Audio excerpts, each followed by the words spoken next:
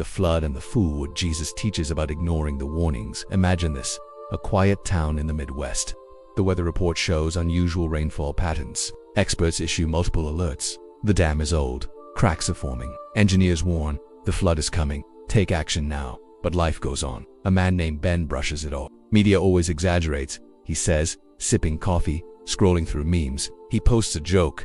If we're gonna drown, at least let it be on a Monday so I miss work. His neighbor across the street, Maria, takes it seriously. She boards her windows, buys supplies, moves valuables to higher ground. Her family calls her paranoid. She doesn't care. 3 days later, the dam breaks. The floodwaters don't knock, they roar.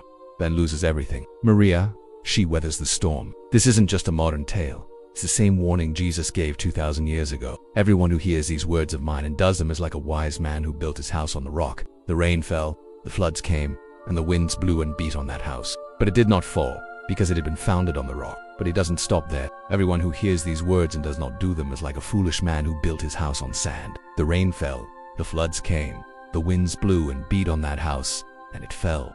And great was the fall of it. 2 builders, 2 storms, 2 very different outcomes. We live in a world flooded with warnings. Climate change reports shout louder each year. Mental health crises are skyrocketing. Families fall apart from avoidable neglect. Spiritual apathy grows in the age of distraction. Financial collapses, addiction, burnout, and violence rise. Yet we scroll past every red flag. Jesus isn't just talking about buildings. He's talking about your life. What are you building it on?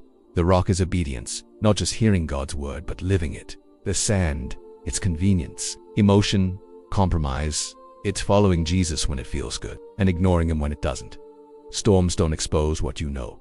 They expose what you built. And Jesus is warning us. A flood is coming. We live in the most informed generation ever. We've got Bible apps, podcasts, YouTube, sermons, devotionals on demand. But are we living what we're learning? Because information without application is just sand. You can have 100 sermons saved and still collapse in a crisis. If your faith is only in theory, not in action. The hardest part, fools don't look foolish at first. Their homes are cozy, their lives look fine, until the rain comes. Jesus wasn't being harsh.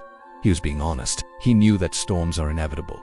And love means warning us. Here's the grace. Even if you've built on sand, even if your house has already fallen, Jesus is still inviting you to rebuild. On him, the storm doesn't get the final word. The rock does. Discussion questions. Have you ever ignored a warning, spiritual or practical, and later regretted it? What happened? What's one area of your life right now that might be built on sand? How can you start taking Jesus' words more seriously? Not just emotionally, but practically. Share your answers in the comments and encourage someone else who's trying to rebuild.